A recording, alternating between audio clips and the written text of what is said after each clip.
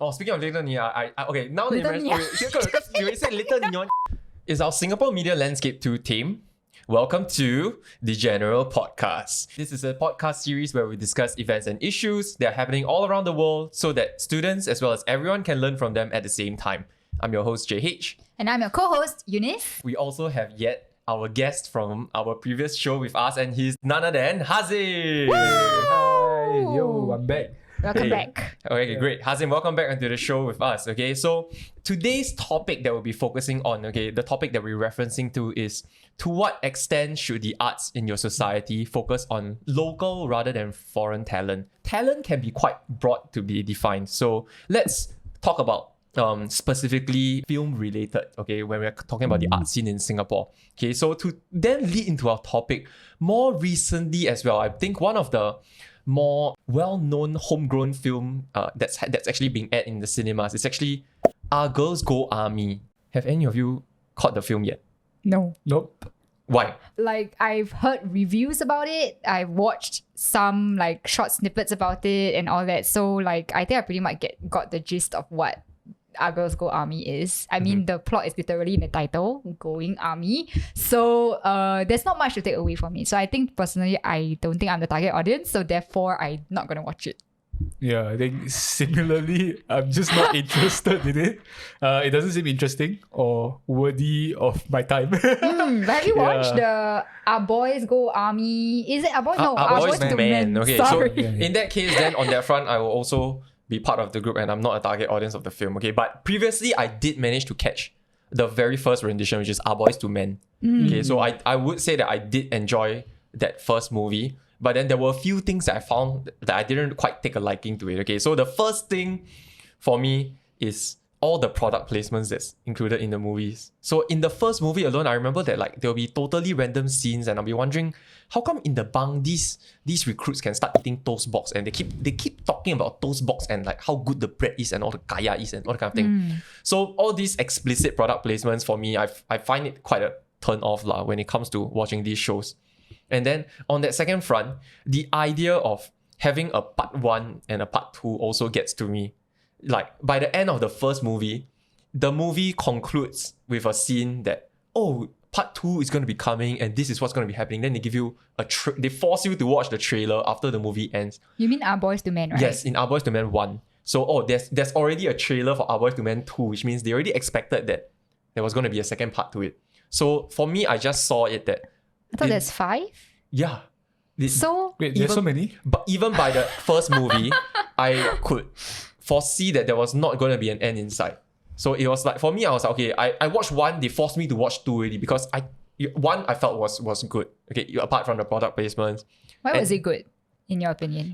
Because for me as well, there were a lot of kind of like, I enjoyed like the slapstick jokes, a lot of the references that were made to kind of like, oh, how army life was like back in our parents' generation. I think I did enjoy the movie with my family members as well. I think my dad particularly was like, oh, whenever, any of, I don't know about you guys, but my family members, whenever they watch the movie, right, they will start commenting about like, what this one they are doing, last time we do still a little bit different. And then they'll start to compare.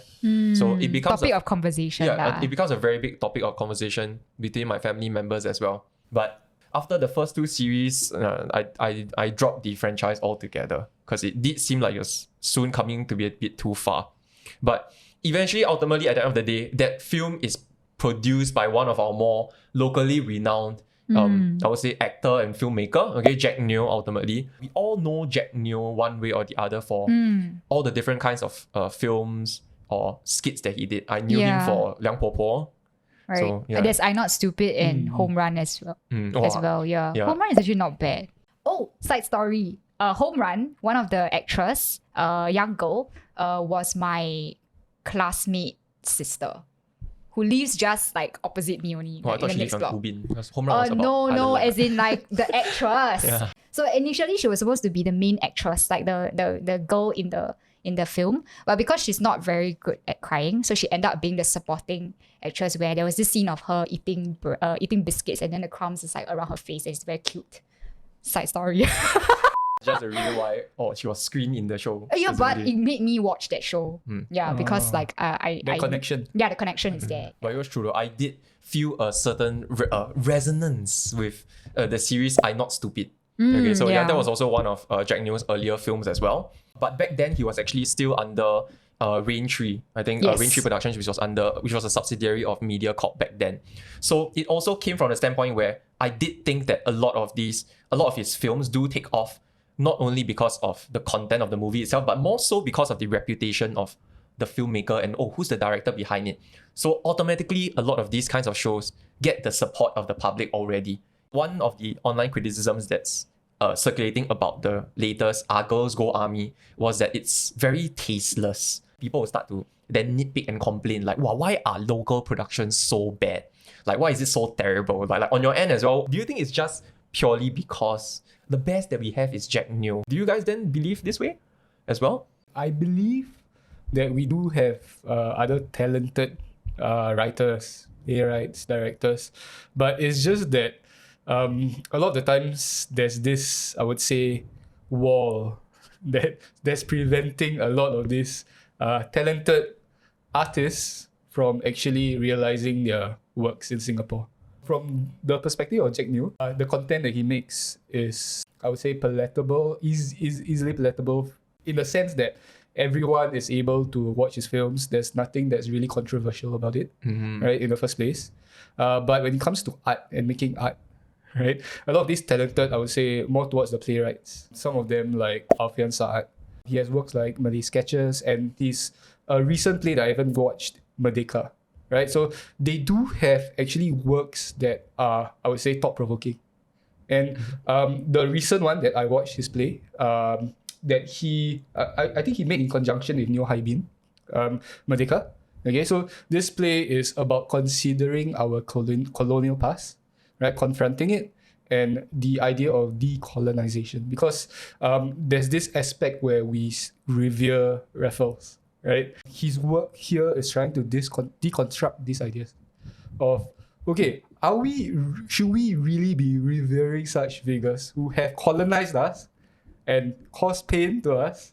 And even now, a lot of us still kind of see them as figures worth respecting. But Yeah, I mean, if you think about it, right, World War II came about is because we waited for the British powers to come to our aid. and they failed us. Yeah. Yeah. Why are we still... Okay, never mind. Thought Thought-provoking. Yeah. So like these ideas where they're trying to challenge the status quo, I believe that there are artists who challenge these ideas, right? It's just that probably these are the kinds of artists that don't get directly put into the mainstream spotlight, Yes. right? Because since we were on Jack Neo earlier on very briefly, in a sense, a little bit of controversy surrounding his movie I'm Not Stupid.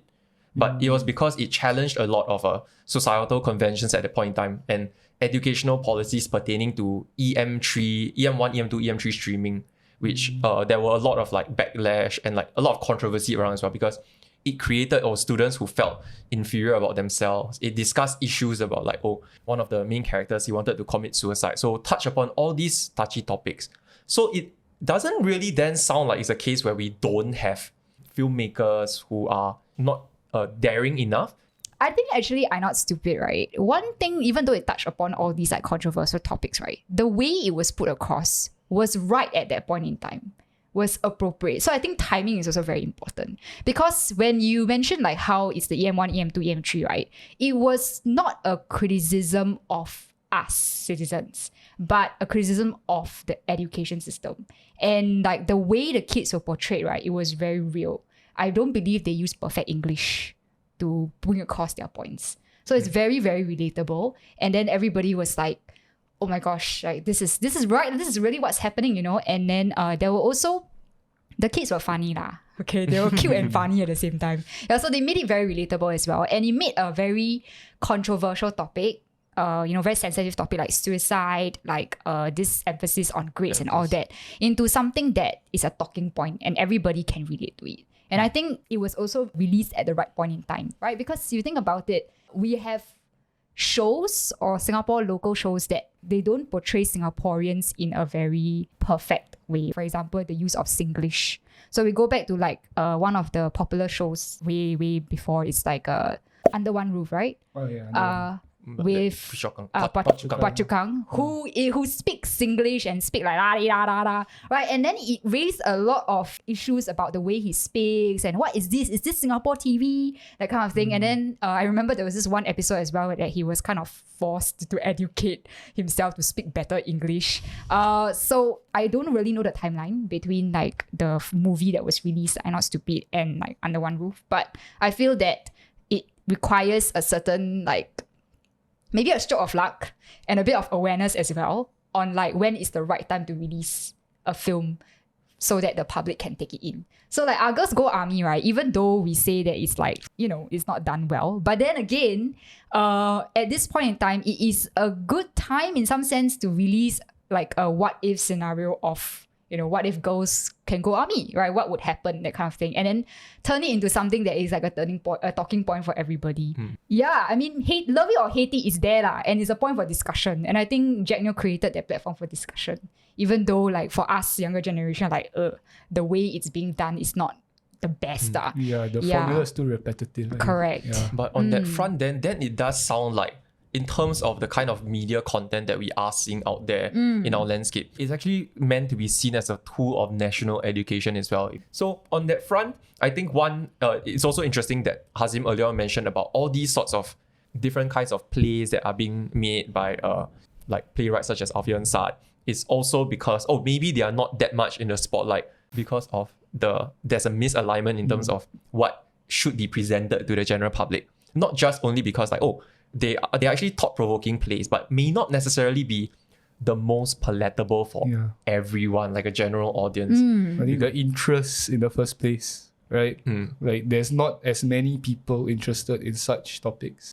Right, so I feel that perhaps these topics are more for us younger generation who wants to find something more cerebral, right? Like war can really trigger thoughts and really like think about what's happening in our society and things like that. So sometimes it's also about like the taste of the general public, I guess, that informs these playwrights, or rather the media or the authorities, right, as to what could be put out as well. What is the audience ready for? So I think it's more of like what is called reactive kind of situation, like a relationship that like the authorities are the ones who also put like a gateway, be the gateway to certain kind of content, but at the same time they also need to take reference from the public and to see like where are they coming from, are they ready for certain topics or not, and stuff like that.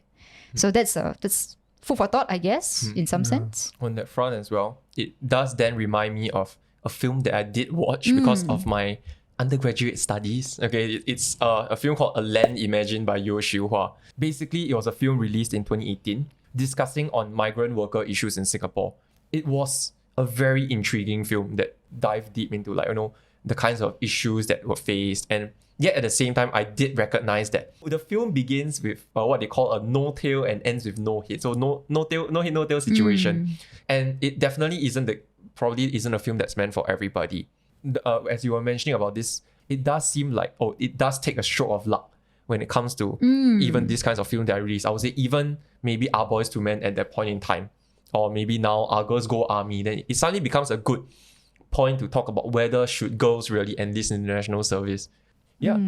Another thing, go ahead. Yeah, so you talked about this idea of the play that you watched, right? Was it a play or a film? A film that you watched. Then we have Anthony Chen's Ilo Ilo, right? Which is actually about, it's a short film, basically about a relationship between a boy and his family's domestic worker. So why is it like these films, right, that are critically acclaimed, they have won like international awards and all that, right, is not like, the government and Singapore recognize it, but it's only for a niche audience. Like people, a certain group of people actually are aware of this, right? While the general public, they are more familiar with Jack Neo's film. And then you start thinking like, why is it the difference here? So to me, it got me thinking like, firstly, there's the right time and place. And also, what is the agenda or what is the intention of this particular film that also differentiates the level of popularity? So like, Ilo, I personally think that the film itself, it's criticizing the way Singaporeans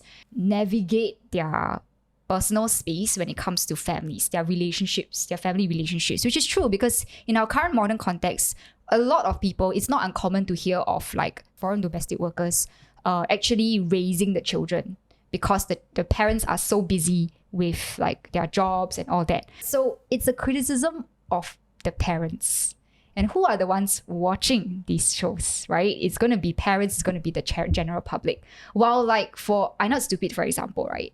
It's a criticism of the system and the kind of consequences that happen because of the system. So again, the direction is a bit different and the angle is a bit different. So people not everybody likes to be provoked. Okay? Like not everybody wants to have cerebral stimulation when they watch a show and then start like realizing, oh, this is me, this is the irony, this is me, I'm the one being criticized when I watch this film, I got to do something about it. Some people just want slapstick comedy and just wants to like watch something and laugh about it and then shit on it and then just like move on with their lives. And it just so happens that Jack Neo's film takes the cake for that lah. Yeah, and that's why like a lot of these other films don't, perhaps, right? And I think on that note as well, you also talked about how the authorities, right, about this idea of the authorities gatekeeping certain films. So there are certain films out there that not because of popularity or media or like the populace reaction to these films that cause them to not rise in popularity, but more because it's the authority side that prevent them from rising in popularity. That censors the certain ideas just because it doesn't really... There's a misalignment between national agenda and the agenda of the arts to begin with. So there's actually a text that I think, Hazim, you did mention previously, right? That that there was an instance about in terms of the funding that is received and it got cut off. Yeah, correct. Yeah, so in terms of like if you're talking about art and its relation to censorship, right? So there's this I would say situation that happened with a graphic novel. I believe this graphic novel is quite popular right now, right? The Art of Charlie Chan Hock Chai. So what happened here was that NAC actually granted the writer, Sonny Liu, $8,000 to make his work. But there were some controversial ideas in there, right? That didn't align with basically the state's idea of what should be presented to the nation, right? They revoked the funding. Yeah, so this basically made it difficult for the work to be published. And it was only later on with more recognition from international sources, not even local. Oh, okay, then the government relented and they're like, okay, this work can be put back on our shelves, right? And then they started gaining more traction. But that's one part of censorship, I believe, where it in a way hinders works of art. But the ironic part about this situation is because of that censorship, it drew a lot of attention onto it. Yeah. So there's this back and forth as well. Speaking of like how censorship has actually given popularity to certain films, there was actually this 2002 film by Royston Tan. I think ultimately within Singapore, he was seen to be quite a controversial filmmaker also because he touches upon some very controversial topics in Singapore that at that point in time probably wouldn't be readily discussed. More like taboo though. I feel. Almost to that sense, like taboo within society. So his film from 2002, which is called 15, actually touches upon like the lives of young delinquents and hooligans. Basically, the film itself, the cast members had featured real secret society members, and they were all like in their teens, and it featured a lot of violence, a lot of nudity, a lot of even self-harm. Have you watched it? I can't get a hold of the full film. Really? Okay, I haven't watched the unedited one, but I think I watched the edited one. I felt like it's a very... I don't know, I think the director was kind of high when he was doing it. Okay. To be honest, it feels like a very it's very it's conveyed as like very disorienting. Yes, Everything's like in pieces here and there. Yeah. Other people are quite thought-provoking. Fragmented. Thought-provoking. Yes. Okay, so was it on purpose? There was a purpose. In a sense, I guess. a lot of so there was one comment that was actually mentioned by the director himself, which is that a lot of the scenes that he was filming, he didn't know when he should have stopped, but he didn't feel like he could stop because in certain scenes, for example, I think in this scene, because the cast members were real secret society members, so halfway through the filming process, the filming had to be delayed or postponed because one cast member had actually went to stab another cast member, like a rival gang member, because they were real members, right? And another point was that after the film was released, the cast members had dispersed because they were being like hunted by the police force because it brought these societies into the public limelight, and they themselves would have been considered very high profile. So earlier on, as you were mentioning about how the film was very fragmented, it was also because the scenes that were portrayed, right? The director was saying that the scenes of like self-harm and violence were all very real scenes. So I think one part of his process was that he didn't know that, like, he felt like he shouldn't have taken these out because it portrays the cast members, and the purpose ultimately was to shed light on the lives of these individuals as well. It's very ironic, right? Like, it's reality, but yet it needs to be censored.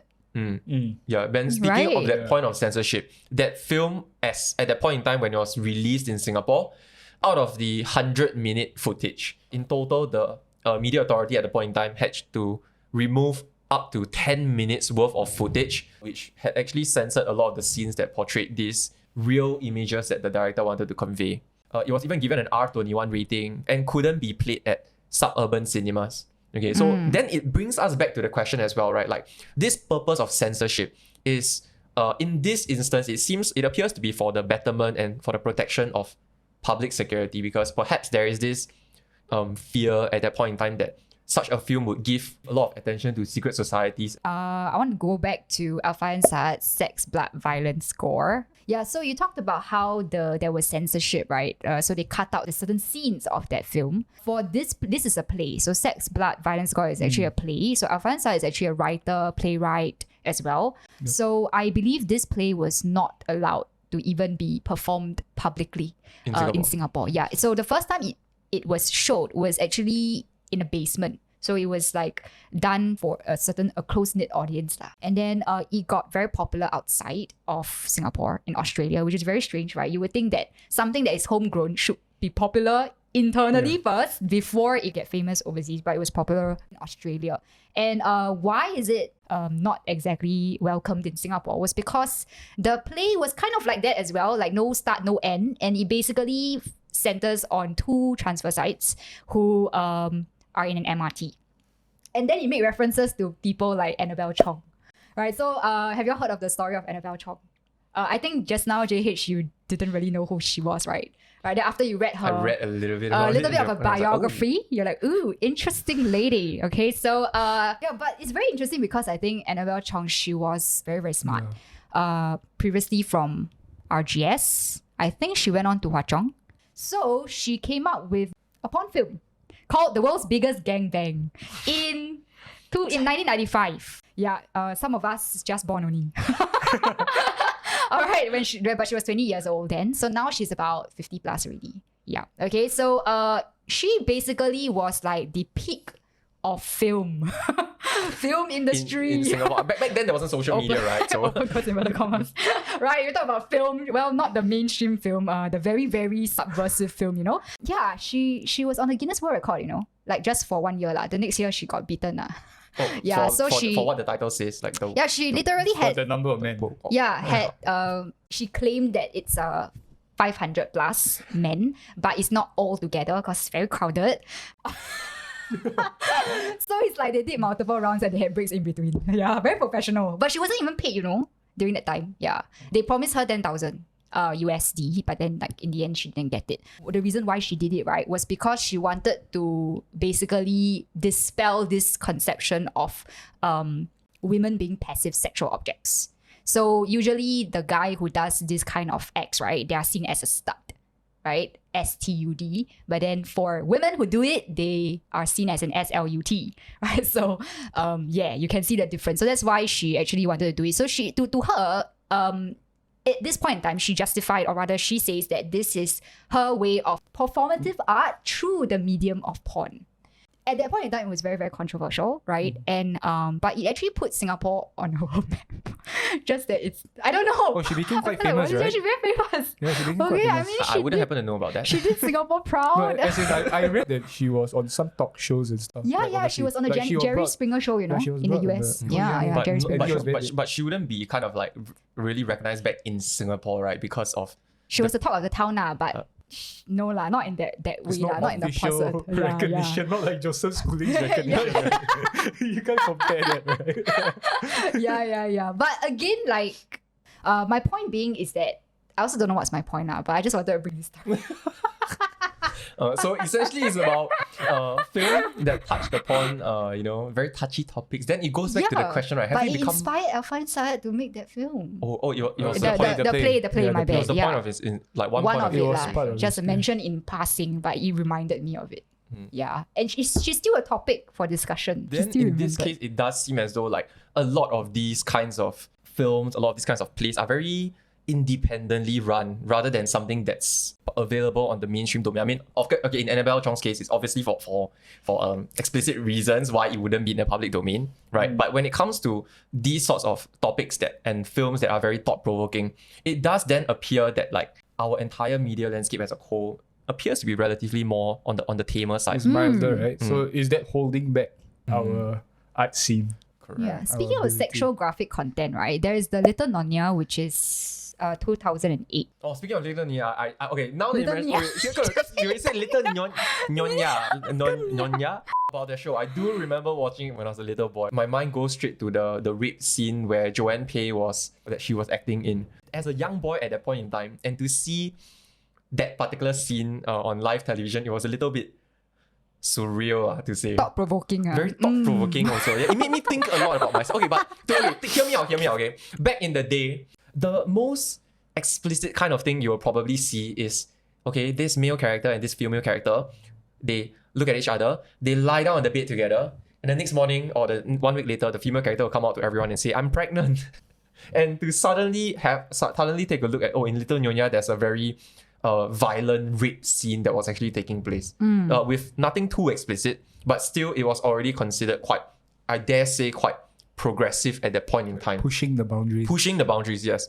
And yet at the same time, even then, back then social media wasn't that rife, so there was still a lot of like opinion pieces, conversations about like whether that scene itself was called for or not. And then more recently, Joanne Pei as well did star in another show called The Last Madame. So I would say that it does seem as though that the needle has been pushed forward a little bit more as well, because it's actually one of the local like Singapore productions that's rated M18.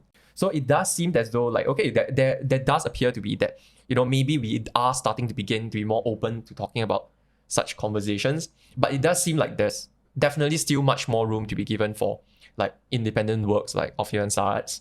And Little Nonya is, speaking of Singapore pride, definitely inspired China as well to remake Little Nonya. I think they also had like a few of them are same actors from the original cast of Little Nonya. So it's really quite, I would say it's a proud moment, I think, for Singapore television to be able to have another country remake one of your films. It's an act of flattery on its own, I would say. So hopefully there will be more films to come where other countries will also remake our films lah.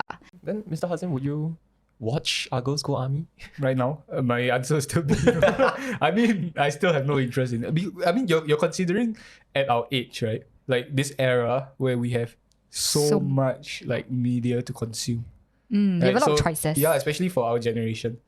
Why would you like pay money to go to the cinema to watch Our Girls Go Army when you could pay the same amount to watch maybe Doctor Strange, right? A lot of these are, I would say, a lot more interesting. And on that note, well directed and in a sense more worthy of the price tag of the $12. Like, you'll be paying the same price you can choose between these two films, like international production with a big budget or a local Singaporean production. So it does then seem like there's this public perception as well that like once again homegrown filmmakers are just perhaps not up to standard, just also because we are spoiled. Spoiled by so much choices, right? We have too high expectations already in some sense as well. Speaking of which, right, talk about Doctor Strange. There's this recent controversy about Toy Story 4 and how they are given like an NC-16 because there's this one scene where two women kissed. Any thoughts about that? Just because of a kiss scene. Between two in women. an animated film. Yeah. I mean, these sort of scenes, probably I would say maybe to the older generation, it might seem as though like something that's very like ayo, like, that makes you really go naughty, taboo lah. Yeah, something that's completely taboo, yeah, right? All the way to the extent, right? But I would say wouldn't the younger generation, especially those who are below 16, would one way or the other already know how these sorts of like there are all the different types of relationships there are? Because of I dare say that they will most likely be able to be exposed to even more types of content on social media rather than seeing one scene of a peck happen in Toy Story. So I would say it feels like it's not really justifiable. But what do you think, Kasim? Yeah, I mean, on top of Toy Story film as well, even Marvel's film, Eternals, that one was given a higher rating as well. Like M18, even higher. Because of a kissing scene between two men. I watched the film. Like, it wasn't even like that much to talk about. It's just a scene they gave each other a peck on. And then they moved on. I think it's because the length of that scene was extended as well. Because like when I watched it, right, they actually showcased the dynamics between the two men in the relationship and how they like, you know, the guy had to leave his spouse to go and save the world and all that. So perhaps because of that, that's why there is that rating, because of the extended scene. Do you know that censorship, right, from the IMDA standpoint, right, their censorship ratings was initially created or conceptualized purely for sexual content only. And then only after a while, right, they started realizing that violence is something that has to be censored as well. And that's when they adjusted it accordingly. So it's very interesting to see that people are more iffy about sexual content than violence. And there's also they also then included even religious content, not just violence. So anything that disrupts religious or even like racial harmony in Singapore. The core tenets of our right. So like I read somewhere as well that like Saving Private Ryan was initially, I'm not too sure of the actual ratings but it was adjusted after a while. But initially when it came out, it was like maybe, was it M18 or NC16? But then after a while, when they started to fine tune the censorship ratings, right, they increased the rating to, I can't remember, is it M18 or R21 eventually, because there was a very extended graphic violence. The war scene was graphic, right, with a lot of body parts flying and everything. So it's interesting in some sense to see that like sexual content seems to be more controversial than violence. When you think about like, okay, we don't talk about sexual violence, okay? Sexual violence aside, right? That's like a double whammy of both severity, right? But like sexual content is giving pleasure, right? It's entertainment. But then you have violence, which is inflicting direct harm on people. There's blood, there's severing of limbs, killing and all that. Isn't that worse than sexual content? I mean, in my opinion, I guess some people are just not, I don't know. Maybe Singapore is not ready for this conversation. I don't know. On that point, right? So are we really that behind? Because if you're talking about Toy Story, right? In Singapore it's NC-16, but I'm sure the rest of the world, like if you go to America, China, kids can watch. No, but it's banned in China. Even in certain countries. I mean, like, if you're talking about even more, China's even more extreme, right? They're more conservative, definitely. More conservative, correct. Yeah, but the Western nations, like if you go to America, kids can watch it, right? It's a kids show. Yeah. Marvel's Eternals is probably like PG-13. I don't know that one, I'm not sure. Yeah. But in Singapore, it's rated M18. To censor a film just based on one kissing scene, it does then also take away a lot of like what the film intends to kind of like convey in terms of its meaning, right? Like, there could be so many things leading up to that point in time where there's just one peck, but then because the peck is gone, or you give it a certain level of censor to it. So it does appear that the like regulation and censorship does play an important role in contributing to our relatively mild media landscape as well. So that begs the question, right? Because we are censoring this or giving higher rating for such films, is that actually informing how the rest of the country should feel towards such acts? That's true. Right? So if, let's say, such films were accepted widely, right? So will the general population be more accepting of, let's say, LGBT? Right, which actually we are moving towards that, right? Especially the younger generation. Such government bodies, right, regulatory bodies hindering the progress of the nation. Food for thought. Yeah. I think it's more of a reactive standpoint though. I mean, look at how the public reacted to 377A Penal Code. Yeah. Right? Like we would think from a younger generation standpoint that it should be repealed. But yet, even the minister came out to say that based on general public's perception, it should still stay. So our understanding of general public seems to be a bit different from what because there are the still authorities- multiple generations. Correct. in Singapore. Exactly. So it does seem as though like it's like a kind of like a two-pronged approach to it when it comes to censorship and regulation. Probably back in the day, it was really for the purposes and intention of like safeguarding individuals from such types of contents. But in more recent years, it's already because we have like especially the younger generation have already begun to move forward and at such a much quicker pace than the older generation is when it comes to being more receptive to these kind of ideas. It does then seem like, maybe on that end, our media landscape and our regulatory bodies appear to be lagging behind on that front. All right, thank you for watching and listening to our podcast. Okay, we hope you enjoyed it. Let us know in the comment section down below what sort of banned films we should be watching. Leave your recommendations and we will see you in the next one. Bye! I want to talk about it, and then The film? Yeah, the film. Something about... Like he it was very high? fragmented. Fragmented. Okay. Okay, I'll start from there.